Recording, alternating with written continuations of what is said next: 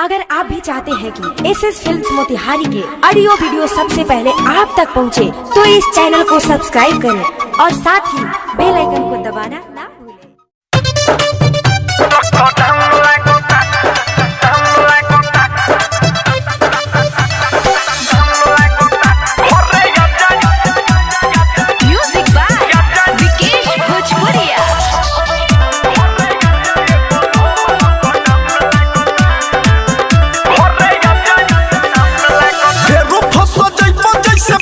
पिछला सालों में गाड़ी धोके पिया चली आवो तत्कालो में। अरे मलमिया हो फेरू फंसो जइबो जैसे फसलो पिछला सालों में गाड़ी धोके पिया चली आवो तत्कालो में। अभी से सुना सुना टाउन लागता, अभी से सुना सुना टाउन लागता। घरे आ जाए पलम लॉकडाउन लागता, घरे आ जाए सजन लॉकडाउन लागता, घरे आ जाए पलम लॉकडाउन लागता, घरे आ जाए सजन लॉकडाउन लागता।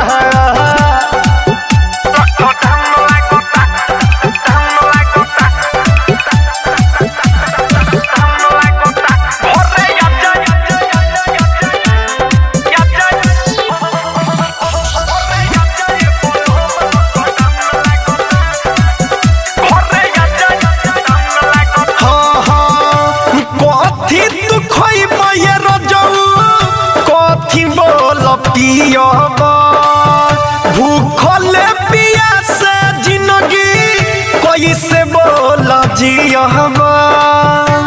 अरे बोला ना हाँ हाँ कथी तू खइबा ये रजऊ, कथी बोल पियबा। भूखले पियासे जिंदगी कैसे बोल जियबा। इहे सोची नैना रात भर जागता, इहे सोची नैना रात भर जागता। घरे आ जाए बलम लॉकडाउन लागता, घरे आ जाए सजन लॉकडाउन लागता, घरे आ जाए बलम लॉकडाउन लागता, घरे आ जाए सजन लॉकडाउन लागता।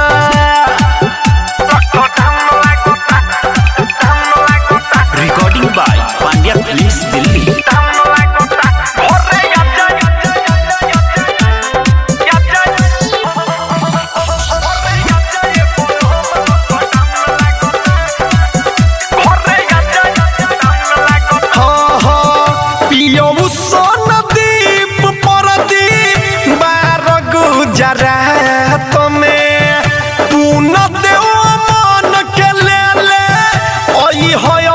साथ में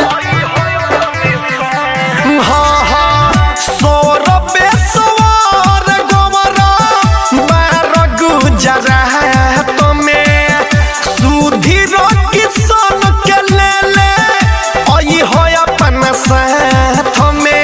रतन रतनेश सब बाउर लागता, रतन रतनेश सब बाउर लागता। घरे